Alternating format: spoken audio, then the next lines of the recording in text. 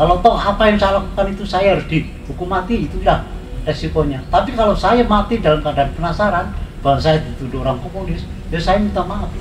Saya minta maaf. Lebih baik saya mati dalam penyiksaan daripada saya harus mengaku. Halo Bray, balik lagi dengan tukang clipping yang kali ini akan menginformasikan mimpi buruk bekas prajurit Cakrabirawa dan api cinta dalam penjara.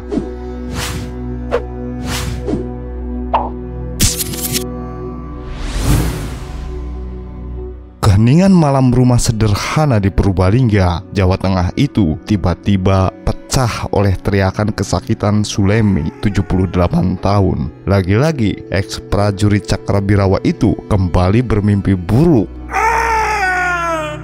Sang istri, Sri Murni, terpogoh-pogoh membangunkan suaminya. Terkadang, kakek dan nenek ini memang tak selalu tidur sekamar. Sejak awal menikahi Sulemi, Sri Murni sadar tak hanya sekedar mencintai seorang prajurit. Lebih dari itu, ia mesti bersabar dengan masa lalu suaminya yang penuh dengan duri. Kalau tidur itu teriak-teriak, saya kan tidur sendiri, bapak di sini. Kalau istilahnya direp-rep, sampai sekarang saya jadi heran. Itu ya seminggu 2 kali teriak-teriak, ucap Sri Murni kepada liputan6.com. Satu hal yang membuat Sri tahu betapa menderitanya Sulemi, yakni sejak awal menikah hingga saat ini, Sulemi kerap mengigau. Kadang Sulemi berteriak kesakitan, di lain waktu hanya teriakan yang tak jelas. Dan itu sering terjadi, setidaknya mimpi buruk itu datang sepekan 2 kali. Belakangan, Sri tahu suaminya benar-benar mengalami trauma akibat penyiksaan dalam penahanannya selama di penjara usai dituduh terlibat G30S PKI. Sebelum dilanjutkan, jangan lupa tekan tombol subscribe di channel Tukang Clipping. Sulemi adalah bekas prajurit Batalion 1 Kawal Kehormatan Cakrabirawa, kesatuan elit pengawal Presiden Soekarno dengan Komandan Letkol Untung. Belakangan, ia memang tergabung dalam pasukan Pasopati yang bertugas menjemput Jenderal Ahana Sution. Situasi politik membuatnya dituduh terlibat intrik politik hingga berakhir penyiksaan luar biasa kejam selama di penjara. Sulemi pun mengakui ingatan dan trauma penyiksaan selama di tahanan kerap mendatanginya saat tertidur, terutama kalau dijemput oleh sergu petugas penjara militer. Tiap dijemput, ia tahu sepulangnya nanti akan disiksa sampai tubuhnya remuk, tulang belikat, kaki, dan pinggangnya patah. Tubuhnya penuh dengan bekas sundutan rokok, luka karet yang dibakar, setrum, hingga kuku yang dicopot dengan tang. Mimpi itu secara berkala terus menghantuinya. Tiap hari di tahanan bagi Sulemi, bak neraka itu dialaminya pasca pemindahan penahanannya dari Pomdam Diponegoro ke Salemba. Penyiksaan yang luar biasa. Ya saya terima. Tapi saya pikir apa begini aturan hukum di Indonesia? Ini enggak apa-apa. Begitu masuk sel, selnya diberdir lah, berpintu. Satu sel itu langsung dengan WC, WC tempat tidur bisa ditayangkan. Sampai 1,5. Sembari menunggu Mahmilub, ia disiksa habis-habisan. Mantan prajurit Cakrabirawa ini dipaksa mengaku sebagai anggota PKI. Vonis mati untuk prajurit Cakrabirawa. Sulemi tentu tak mengaku. Ia mengakui terlibat menculik Jenderal Nasution, dan itu pun lantaran dia diperintah oleh komandannya, Letkol Untung dan Letnan Satudul Arif, atasannya. Soal politik yang melatar belakangi kejadian itu, Sulemi tak tahu menau. Saya seorang militer, tugas saya ya ini. Nah, suatu saat saya dipaksa akan dibaptis sebagai seorang komunis. Mana mungkin saya mengaku saya dalam umur segitu kok mau berkecimpung dalam soal ideologi dan partai. Sulemi menegaskan, pertanyaan yang sudah saya jawab apa adanya. Apa adanya. Silahkan mau dihukum, ya itulah yang saya perbuat. Saya seorang militer, saya melaksanakan tugasnya ya ini. Dan di satu saat saya dipaksa mau dibaptis bahwa saya orang komunis. Mana mungkin saya mau umur segitu kok kecimuk dalam soal ideologi, dalam soal partai. Seorang militer tidak ada partai-partai yang tingkat bawahan. Tidak tahu kalau perwira menengah ke sana memang sudah mengerti soal politik, mulai kolonel, mayor sana itu sudah bisa berpolitik. Tapi kalau tingkat masih perwiraan ke sini, dia tidak boleh berpolitik. Dan tidak mengerti, memang saya juga tidak mengerti. Itu dipaksa. Anda ini jelas-jelas sudah meresap betul masalah komunisnya. Ya saya mengatakan silahkan aja lah. Kalau memang apa yang terjadi saya hadapi, tapi saya tidak mau berbicara bahwa saya orang komunis, bahwa saya memang bukan orang komunis. Adapun strategi militer sudah saya sampaikan semua. Tentara-tentara yang memeriksanya itu berupaya meruntuhkan pertahanan Sulemi. Sulemi dipukul dengan kursi kayu, jempolnya diganjal dengan kursi, disetrum hingga dicabut kukunya. Ini mas, yang namanya ini di sini dihantam pakai senjata ini, cabut mentah-mentah ini, masih tidak mau, ya itu saksinya. Nih, dua-duanya. Jadi ini, ya, nah ini di bawah kursi ini diinjak, diinjot-injot gitu loh. Habis itu tuh diambil ketang itu, cabut. Itu yang buat saya terberat, itu sakitnya luar biasa, kayak halilintar. Tiap kali diperiksa, Sulemi harus ditanduk ke selnya, dan itu diterimanya sepanjang tahun, 2 kali seminggu. Asal kondisi tubuhnya mulai pulih, penyiksaan kembali dilakukan. Kalau toh saya harus dihukum mati, itulah risikonya. Tapi kalau saya mati dalam keadaan penasaran, mengaku PKI, lebih baik saya mati. Mati dalam penyiksaan daripada harus mengaku PKI, ucap Sulemi.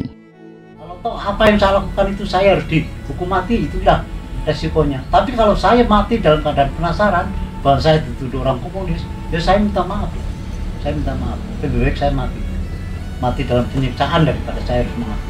Satu-satunya yang menjadi sumber kekuatan untuk bertahan adalah kuasa Tuhan. Ia pun yakin doa ibunya di Purbalingga selalu menyertainya. Harapan bisa berkumpul dengan istri dan anak semata wayangnya pun menjadi kekuatan yang tiada tara. Selama 2 tahun sebelum menghadap Mahmilub, dia makan nasi berkutu dengan jumlah amat sedikit. Di atas nasi itu ditaruhlah lauk berupa sepotong ikan asin, sementara minumnya diambil dari selokan di dalam penjara, disedot dengan selang batang daun pepaya.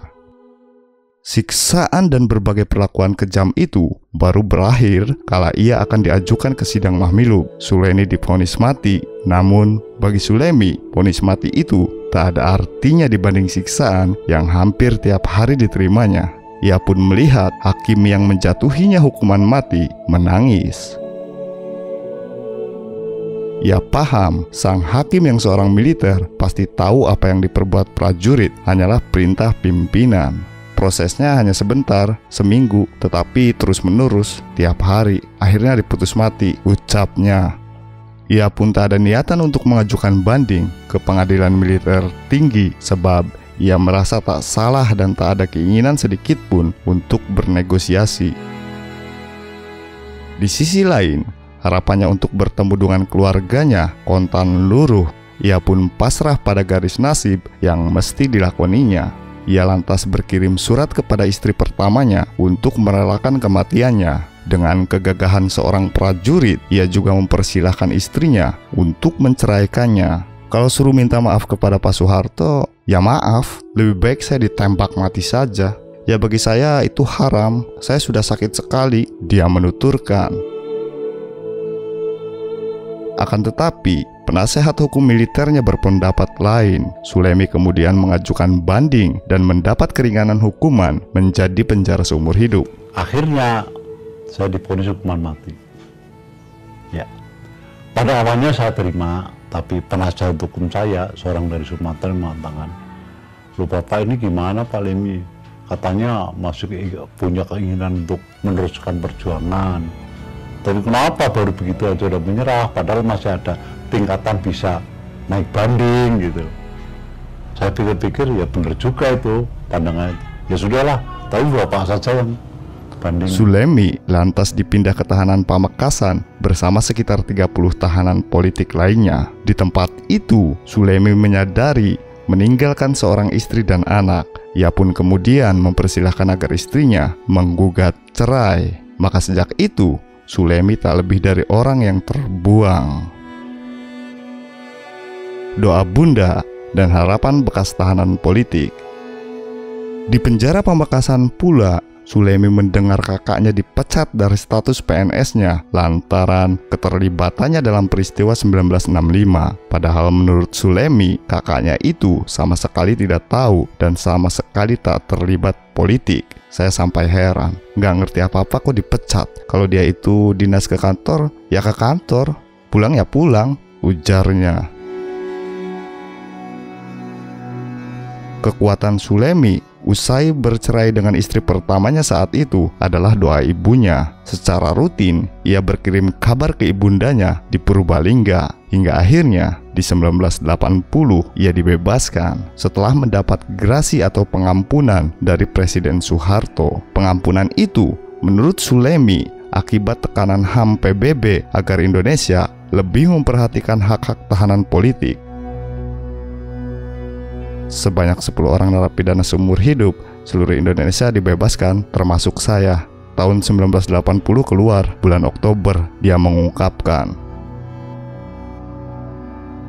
Rupanya penderitaan Sulemi tak begitu saja pungkas usai dibebaskan dari tahanan dan penjara 15 tahun. Saat kembali ke kampungnya di Purbalingga, dia mendapati seluruhnya berubah kecuali keluarganya. Mudah ditebak, seorang bekas tahanan politik bakal kesulitan mendapat pekerjaan. Bahkan tetangganya sendiri enggan menyapa. Satu-satunya tempat ia bersandar adalah keluarganya. Saat itu mulai berkarya membuat patung berbahan batu, kayu, atau pasir dan semen. Saat berada di penjara Pamekasan, ia bersama dengan seorang seniman patung dari Sekolah Tinggi Seni di Yogyakarta. Sang seniman dipenjara lantaran menjadi anggota Lekra Underbow PKI. Lantas ia menikah dengan seorang perempuan yang menemaninya hingga saat ini, Sri Murni.